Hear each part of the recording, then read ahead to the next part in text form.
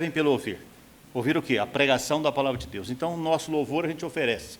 Mas a salvação de uma alma, a edificação de uma alma é pela pregação da palavra. Esse é o método divino, né? E então, abra sua Bíblia aí, Salmo 142. É um texto... Eu confesso que, em cima desse texto, eu acho que eu preguei uma vez na vida, lá uns 20 anos atrás, 15 anos atrás, nem me lembro mais, enfim. E depois parece que ele ficou meio esquecidinho aí e tal, e eu resolvi, né, dar uma olhada pelo livro de Salmos e tal. E quem prega normalmente acha, né, algumas pessoas também acham que pregar usando um salmo, o sermão fica mais fácil. Engano. Porque para mim foi quase uma arqueologia no texto aqui para poder preparar o sermão, para a gente poder ouvir a palavra de Deus hoje. Então, Salmo 142, de 1 a 7, diz assim, todos acharam?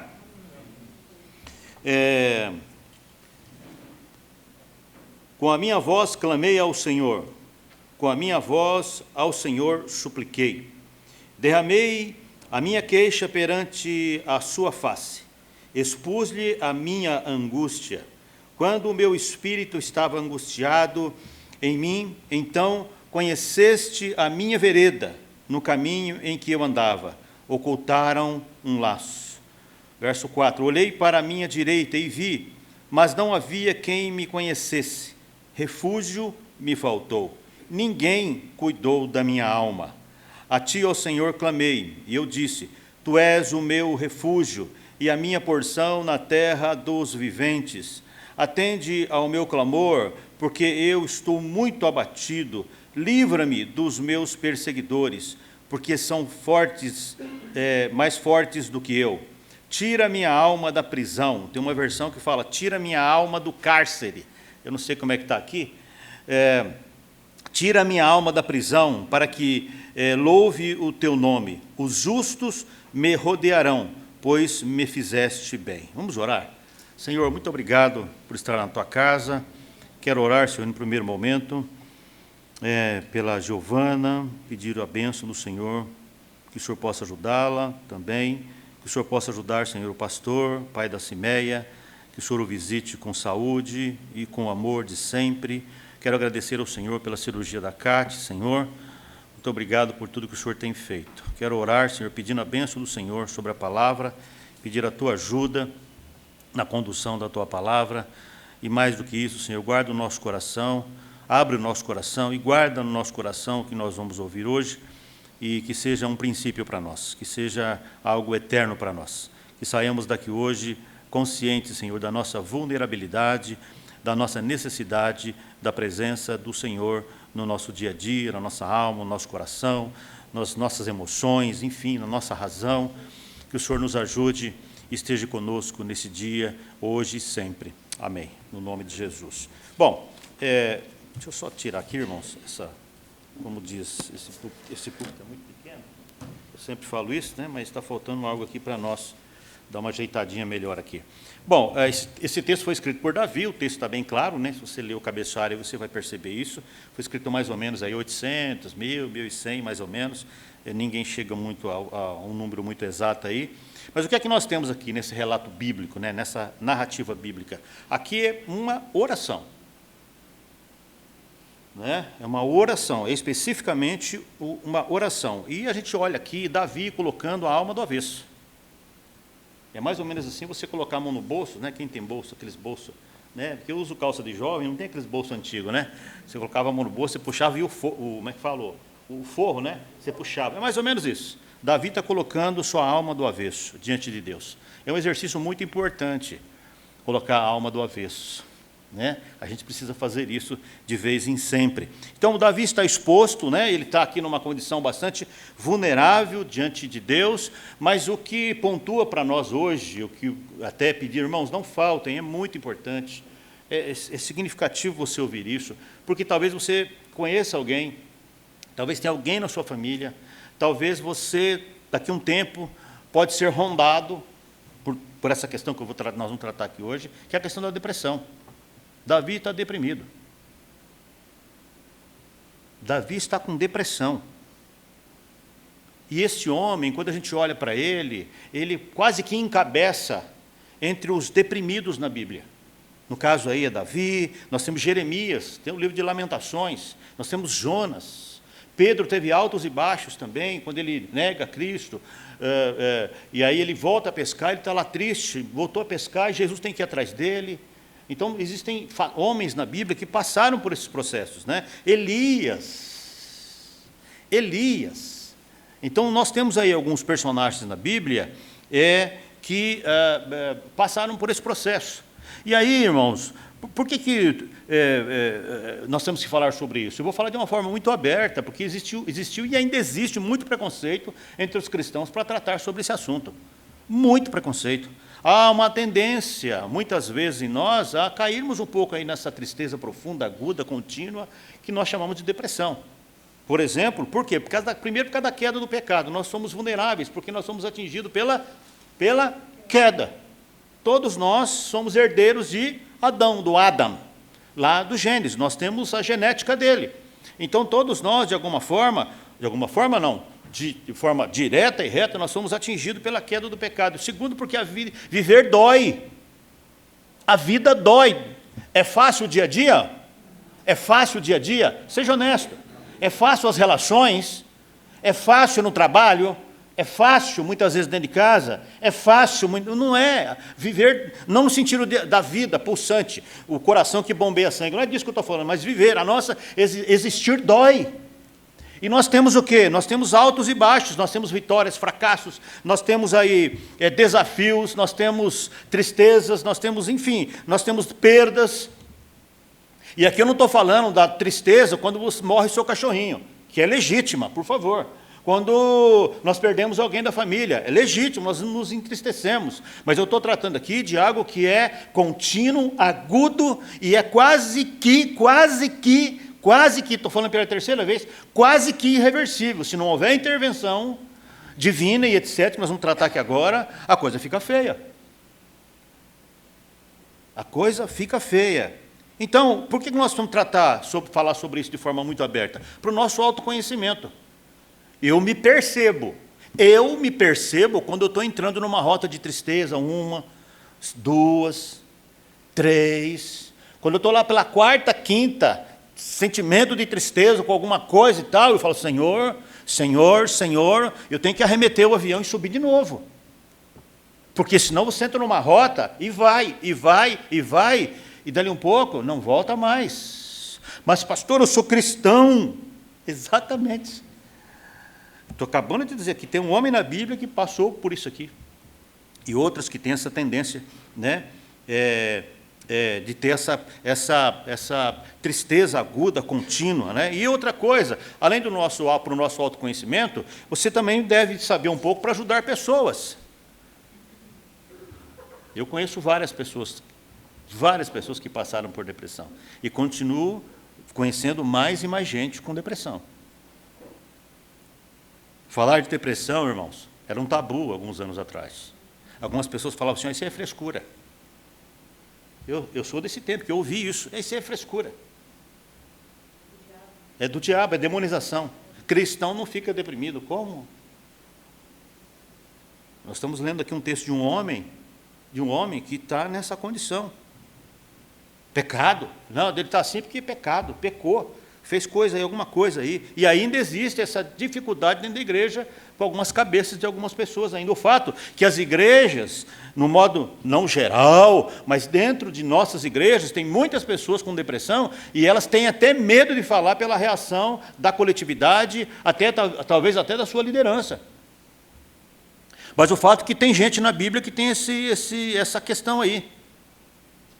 E aí, quando perceberam que era algo real, aí, bom, então como é que a gente vai fazer? Bom, ele está depressivo, então a gente vai meio que acompanhando de longe. Deixa ele lá, a gente vai acompanhando de longe.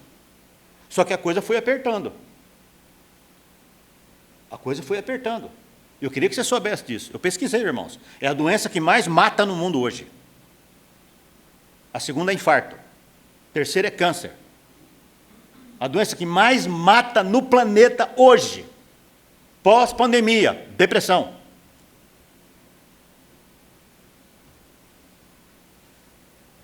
Então, quando perceberam que isso era uma realidade, não, vamos olhando, vamos acompanhando. A gente meio que de longe, deixa ele lá e nós cá. Aí foram percebendo que a coisa foi apertando. Aí não, é melhor chegar um pouco mais perto. A gente tem que acompanhar de perto. Aí foram percebendo que acompanhar de perto também não ajuda. Porque uma pessoa que está em estado de depressão, não adianta você jogar o bote salva-vidas dentro do seu barco, seguro, tranquilo, saudável, lindo de morrer e tal, etc., lá no seu barco, você joga um salva-vidas para alguém pegar para você puxar. Não, o depressivo não tem força nem para segurar no salva-vidas, você tem que pular na água e tirá-lo de lá.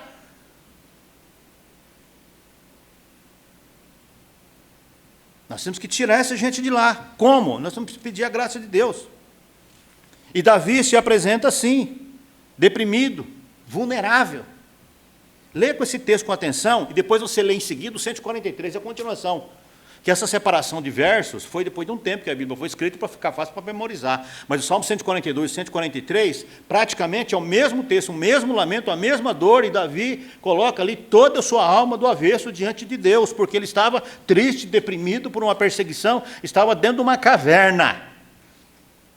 Dentro de uma caverna. E eu quero expor esse texto hoje, assim, com bastante cuidado, com bastante zelo, porque às vezes as pessoas falam, não, o pastor exagerou, o pastor está exagerado, é só ler o texto direito, você vai ver que não é bem assim. Olha, o texto diz assim, ó, ergo a minha voz, verso 1, estão comigo? Vamos comigo então. Salmo 142, alguns sintomas da depressão. Pastor, fala então, quais são os sintomas da depressão? Aí no texto que você está lendo. Bom, vamos ler o texto. Porque uma coisa é eu falar, uma outra coisa é o que o texto está dizendo e o que o personagem está passando. O texto diz assim, ó, ergo a minha voz. O deprimido não tem força para falar. Ele não tem força para se erguer a voz e se expor, falar. Ele não tem, ele tem que fazer um esforço hercúleo. Mas graças a Deus, Davi conhecia Deus. E então ele tem forças para levantar a voz. Ele tem força para falar. Porque o deprimido tem a voz baixa, fraca, baixa, morta, seca. Ele não fala, ele chilreia quase entre os dentes, porque a alma está doendo. Chilrear é falar entre os dentes, sem direitos, entonar as palavras direito. O deprimido fala para baixo. E eu entendo que a voz, na voz está embutida bastante da nossa personalidade, da nossa condição. Na voz está embutida toda a nossa tristeza e a nossa condição de alegria ou de tristeza, etc. A voz é vestimenta do pensamento. A voz carrega a sua alma. Na expressão da sua voz, quando você fala, você expõe a sua alma. Por isso que nós temos que tomar cuidado com o que a gente fala. Por isso que quando nós falamos assim, precisa confessar Cristo, falar, botar a alma para fora, falar, porque é importante a gente falar sobre esse assunto. Acredito que a voz põe para fora, o avesso da nossa alma. Ergo a minha voz e clamo. Ergo a minha voz e clamo. Tem um salmo também, 121, que diz assim, eleva os meus olhos para o monte. Sempre que a gente encontrar uma pessoa deprimida pela frente, a primeira atitude que a gente tem que ter é tentar fazer com que ele levante a cabeça e fale com voz audível. Tem acho que não existe mais, não sei se vocês vão lembrar, é um pouco antigo, não vai rir não, tá? Tinha uma instituição antigamente, chamava-se CVV Samaritanos, Centro de Valorização da Vida, existe ainda. Quando alguém está à beira de um suicídio, alguma coisa, a pessoa liga para lá, qual é a primeira coisa que o atendente fala? Levanta a cabeça. Você está olhando para onde? Estou olhando para o chão, levanta a cabeça. Levanta a cabeça, fala comigo, olhando para... Levanta a cabeça. É uma das primeiras coisas que eles falam. Porque o deprimido anda de cabeça baixa. Mas eu gosto tanto desse texto que a gente vai lendo, e o texto também já vai mostrando a cura. O Espírito Santo vai falando, relatando, Davi vai falando, ele vai se expondo, a gente vai se identificando mais ou menos, com a alma de Davi, mas o texto também vai mostrando o caminho para a cura, vai colocando a nossa condição de gente igual Davi. E qual é o caminho para a cura aqui? Expor a sua alma diante de Deus, sem nenhuma reserva. Pôr a alma do avesso diante de Deus em oração. Davi segue dizendo algo muito interessante, né? Que é importante para nós, o ato de falar. Né? O ato de falar. O caminho da cura sempre vem com o ato de falar. É uma das primeiras possibilidades de cura. Quando você vai no psicólogo, o que ele fala quando você senta lá no divã? O que ele fala? Como é que ele começa? Quem se lembra? Ele começa a fazer pergunta e você começa o quê? A falar, se expor. Por quê? Porque falar já é um caminho para a cura. Um dos caminhos para a cura. Verso 3 diz assim: no caminho em que ando, me ocultam armadilha. No caminho em que ando, me ocultam armadilha. O depressivo não identifica os perigos que ele está correndo. O depressivo não identifica o que vem pela frente. Ele não sabe o que ele vai enfrentar. Ele não percebe o que tem pela frente. Né? Quantas vezes eu já falei aqui? Quem se lembra disso? A ovelha é o que mesmo? Quem se lembra? Já preguei isso várias vezes. Quais as 3 principais características de uma ovelha? Por isso que Jesus nos chama de ovelha. Qual é?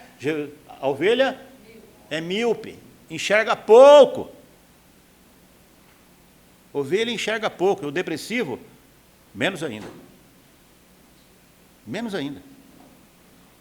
Ele não enxerga os perigos que tem pela frente. A ovelha não tem noção do perigo. E o depressivo, menos ainda. A ovelha, quem se lembra? É míope, não tem noção do perigo e come de tudo. Come de tudo. Por isso que Salmo 23 diz assim, preparas-me uma mesa na presença dos meus inimigos. É Deus que prepara a mesa para nós, porque nós, como ovelhas, se estivermos deprimidos, então, a gente come qualquer coisa, toma qualquer remédio, tudo que dá. A pessoa que está em desespero, ela aceita qualquer coisa sobre ela quer sair dali. Qualquer coisa. Por isso, diante da depressão, não tem super-heróis, nem o rei Davi. Nem o rei Davi. Diante de algumas situações, né? Não tem rei, não tem súdito, não tem bacana, só tem ovelha indefesa. Você é ovelha indefesa. Por mais que você não ache, não, pastor, eu sou sarado, pastor, eu sou malhado, não, eu nem preciso muito ao culto, porque eu estou de boa, eu tenho subsídios espirituais e tal, não sei o quê, etc. e tal. Uma hora, a pessoa depressiva, cada gesto dela é um pedido de socorro. Verso 4. Olho a minha direita e vê. Perdão. Olha a minha direita e vê, pois não há quem reconheça, não tem refúgio. Ninguém que por mim se interesse. Olha, irmãos, como é que é isso? O camarada é rei. Vocês têm noção do que significava ser rei de Israel? É que a gente não tem a proporção aqui no Ocidente, né? 3.000 anos depois de Davi, a gente não tem noção. O homem era poderoso. Aquilo lá praticamente era tudo dele, aquelas terras lá era tudo dele, ele era rei, ali era praticamente propriedade, não era propriedade dele, tudo aquilo que a gente vê ali no Oriente.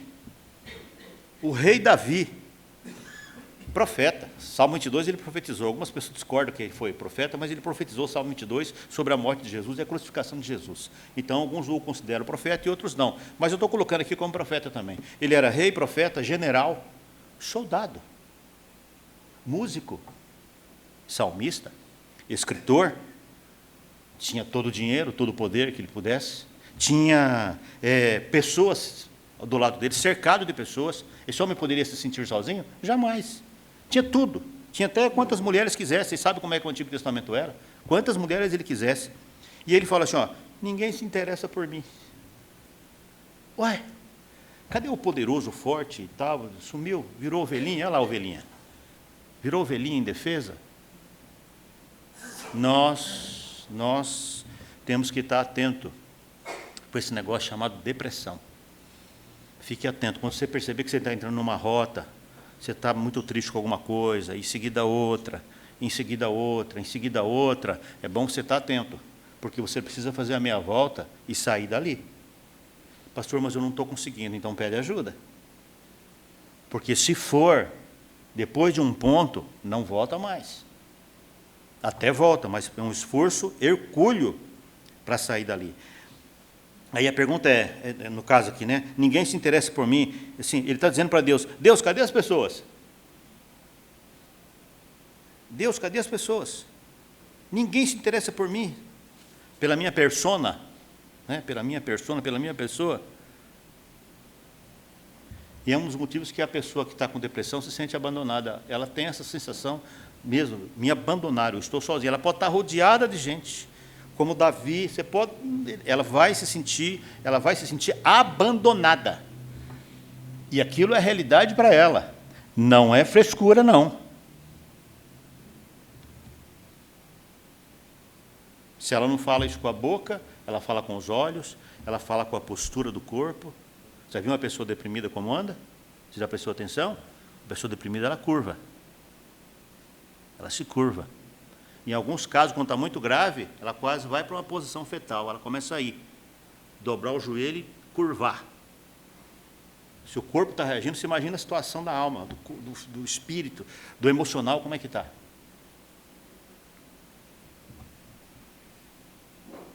Eu quero deixar claro aqui, irmãos, que assim, a pessoa fala, mas os crentes só falam que precisa de Deus, precisa de Deus, precisa de Deus. Eu estou lendo um texto bíblico. É lógico que para a nossa prioridade, como o Davi aqui fez, é a busca de Deus. Deus mais atenção. De pessoas e também de atenção. De especialistas, tem que ir ao médico. Mais atenção. Em alguns casos, remédios, mais atenção. E tudo isso aqui regado com muita oração, com muita aproximação. Porque senão a gente não consegue tirar os crentes da depressão. Crente com depressão não é frescura, não é pecado, não é demonização, é realidade. Então, esses aqui são alguns dos sintomas, né, da depressão, segundo o texto. Claro que se eu vim aqui um especialista em comportamento, etc., né? Alguém que lida com isso diariamente de forma técnica, né? Um cientista, ele vai explicar de uma outra maneira e tal, é verdade, tudo isso é verdade, né? Mas vamos continuar aqui na Bíblia. O Davi ora dizendo assim, a ti clamo, Senhor, tu és o meu refúgio, atende o meu clamor, livra-me, Senhor, tira minha alma, verso 7, tira minha alma do cárcere. O deprimido se sente em prisão. Por isso que ele não consegue sair. Nós temos que entrar lá e tirar de lá. E homens, presta bem atenção, os homens durante um tempo achavam que isso era doença de mulher. Boa parte dos deprimidos hoje são homens. E, fundamentalmente, dos 17 anos aos 12. Adolescente. E, fundamentalmente, dos 38 aos 60. É uma outra faixa de idade que atinge o ataque, no sentido de mais fragilizado para entrar numa depressão. Adolescentes, e depois dos 38, depois dos 40 anos, até os 60. É a faixa pior que tem. Então, nós temos que estar atentos. Ainda mais o pessoal, vocês, eu não, mas vocês que têm já uma certa idade, né? Vocês que têm uma certa, estou brincando, né? A gente só está atento com isso. A pessoa deprimida sente que está cativa, né? Sentimento que foi sequestrado. Né? Eu fico imaginando, eu nunca passei por isso, graças a Deus, mas imagina alguém sequestrar você, colocar num lugar, e você fica ali preso, não pode sair, não pode falar, tem inimigos do lado de fora vigiando você, que você não pode sair, você não tem contato. O depressivo se sente assim, dentro de casa, no quarto, com o pai, com a mãe, com o irmão, com tudo, com um monte de gente perto, é exatamente assim que ele se sente. E aí eu quero entrar um pouco mais aqui na questão não filosófica. Até alguns levam por esse caminho. Quando uma pessoa entra em depressão, ela se perde de si mesma.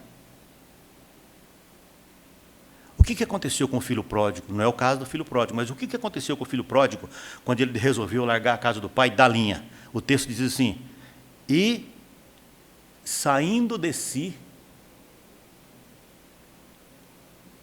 o filho pródigo perdeu-se de si mesmo. E lá na frente o texto fala assim, ó, caindo em si. Isso é uma realidade para muita gente. Se perder de si mesmo. E é um desafio fazer um depressivo achar-se novamente. Se encontrar novamente. E eu entendo que isso só é possível com a graça de Deus, para que eu me torne uma pessoa plena, segura de mim, não cheio de mim, mas segura de mim. Achar-se. Nós precisamos ajudar as pessoas a se encontrar. É perfeitamente possível, então, se perder assim, perder algo, sim. Jesus falou assim, olha, de que adianta o homem ganhar o mundo e perder a sua alma? Fala em perder a alma, né? A gente foi no...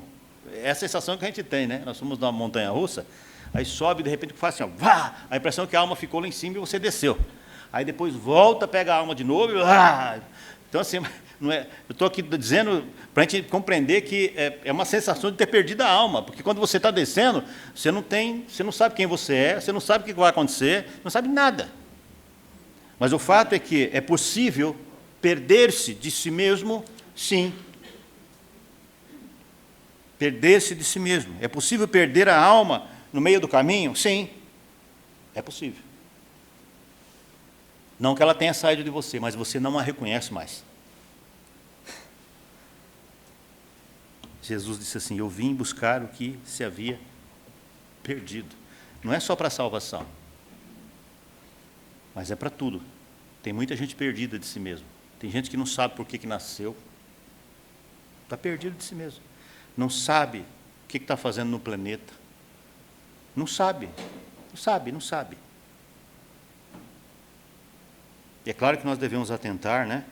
Até orar, claro, né? Sempre com oração, e oração é sempre prioridade, mas nós temos que orar e acompanhar. Nós temos que orar, levar para os especialistas e acompanhar.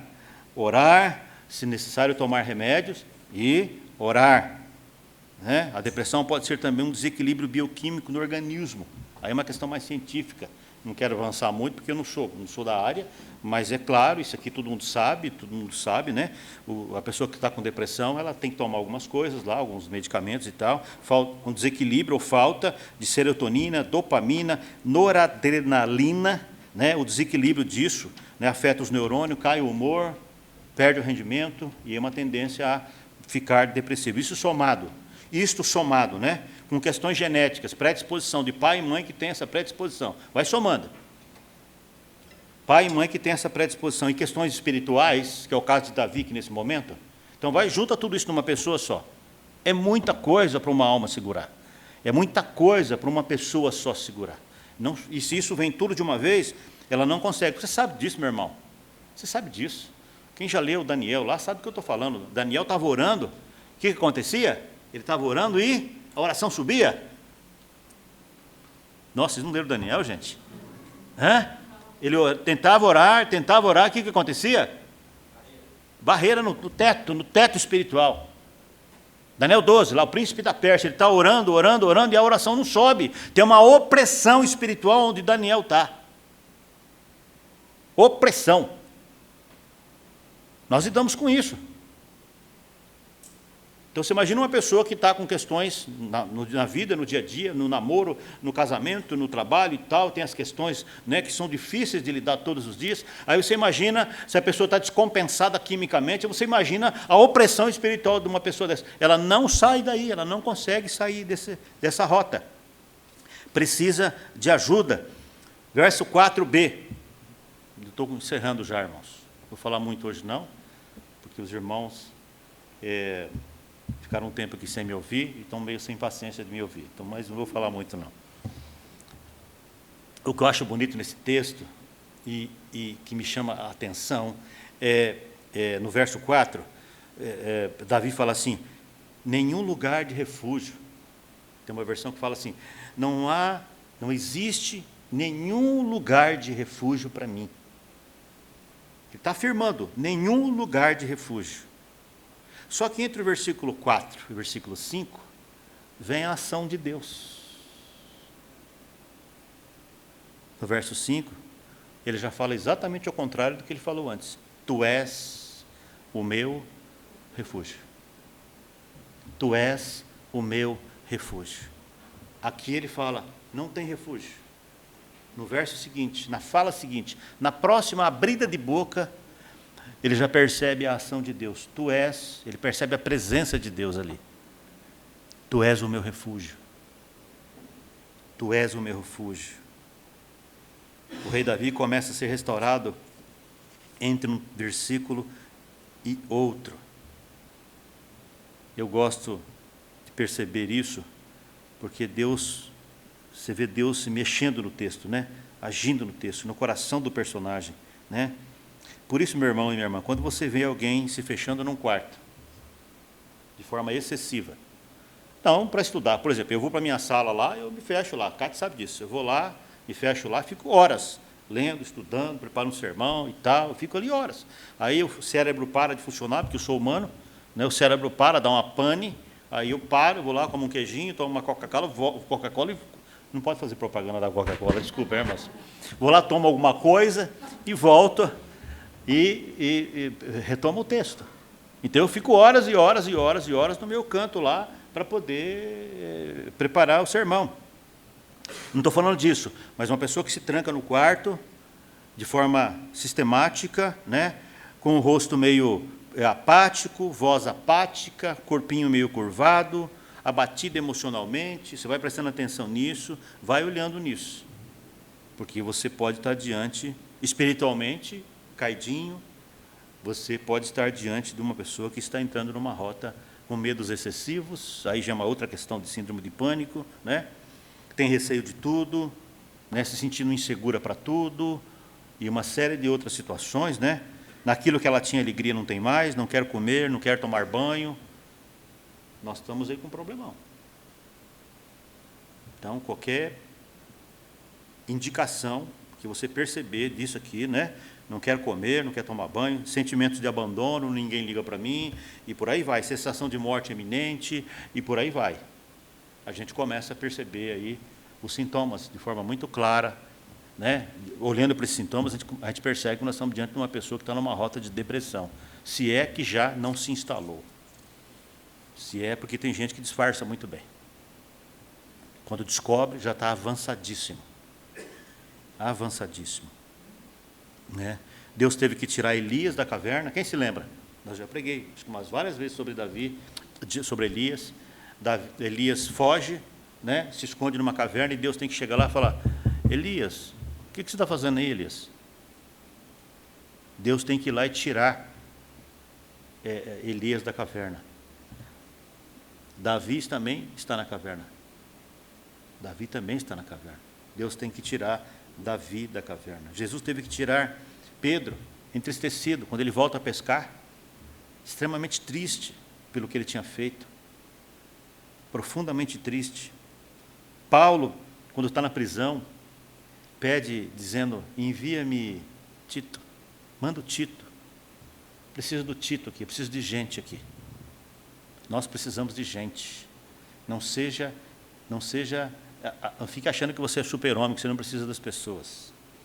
Eu já contei uma história aqui de uma menina de mais ou menos uns 10 anos, que vivia mais ou menos esse quadro. Por uma série de motivos, ela vivia mais ou menos esse quadro. E aí ela chorava alto, assim, chorava.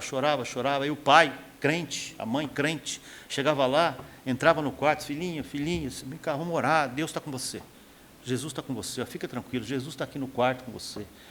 Fica tranquila, vai dar tudo certo. E orava com ela, ela acalmava, os pais voltavam para o seu quarto, ela começava a gritar de novo, em pânico, em desespero, ali, né, atordoado e tal, com a situação e tal. Aí os pais voltavam e oravam com ela de novo: filhinha e tal, porque Jesus está aqui, vamos orar vamos orar por você. Ela acalmava de novo, os pais voltavam para o quarto, a menina começava de novo. Aí os pais voltavam e teve um dia que a menina falou: pai, eu sei que Jesus está aqui, mas eu preciso de alguém de carne e osso. Nós precisamos de gente perto de nós. Nós precisamos ter a vida povoada. Você não vai longe sozinho. Você vai bater cabeça.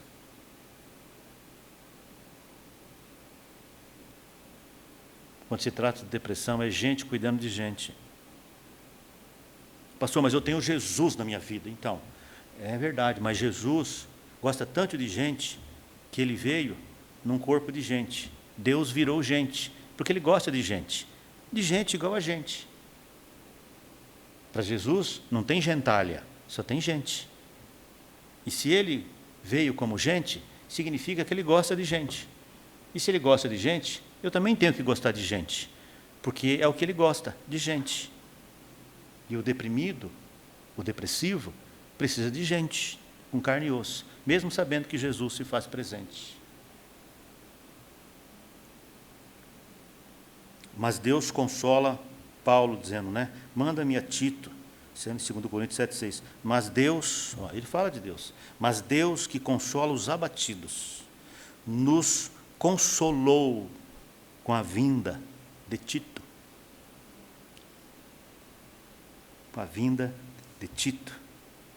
E eu quero desafiar você, estimular você a, se você descobrir que tal pessoa A, B ou C, pastor, está com depressão, vai lá. Adote essa pessoa aí. Pega ela para você. Fala, Deus, me dá coragem e forças para eu acompanhar essa pessoa. Eu quero ser o Tito dessa pessoa.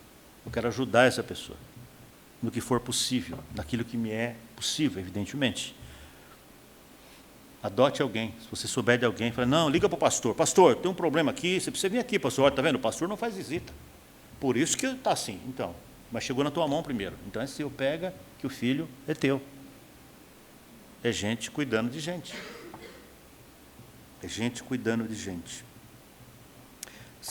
Tem um detalhe também, né, irmãos? Deus nos chamou para ser pontes. Né? Ponte para as pessoas. A igreja é ponte, a igreja não salva ninguém, mas a igreja é ponte para a salvação. Porque a igreja aponta Jesus. Nós somos, a igreja é ponte. E a minha oração é que você seja ponte entre Deus e o deprimido, ou a deprimida. E acreditem, existem mais deprimidos do que deprimidas. Vai pesquisar, veja as estatísticas. Veja as estatísticas. Os homens estão mais deprimidos, pós-pandemia, evidentemente, mais deprimidos do que as mulheres. E eu quero orar agradecendo a Deus pela oportunidade de falar isso para você, mesmo que talvez você ache, não, isso é frescura, pastor. Não é. Não é. Não é. Isso é realidade. Isso é real. E a igreja faz o quê? Não, a igreja só ora. A gente manda a mãozinha, pastor. A gente manda aquela mãozinha e pronto, está tudo certo. Não. Não. A gente precisa se responsabilizar por alguém. Vamos orar? Baixe sua cabeça. Senhor, obrigado pelo privilégio que tenho de dividir a Tua palavra. Que o Senhor nos ajude e nos capacite para lidar com essas questões tão difíceis, tão agudas, tantas questões espirituais difíceis, Senhor, questões hormonais, questões psicológicas, emocionais, e nós sabemos que o ser humano sozinho não vai chegar, não vai chegar. Nós queremos ser ponte, nós queremos ser bênção para as pessoas. Nos ajude, ó Deus, a caminharmos com esse pensamento, com esse sentimento. Orar, estar presente, Senhor, contribuir de alguma forma com a nossa vida para aqueles que estão precisando. No nome de Jesus, obrigado por Tua palavra, obrigado pela vida dos irmãos, oro por aqueles que não estão aqui, que o Senhor os alcance da mesma forma, oro para que, de alguma maneira, o Senhor fale ao coração daqueles que não estão aqui sobre esse assunto, que todos nós possamos ser capacitados pelo Senhor para fazer a Tua obra, e também nesse sentido. É no Teu nome que nós oramos, agradecidos. Amém. Cadê o pessoal do fazer um louvor? Vamos lá?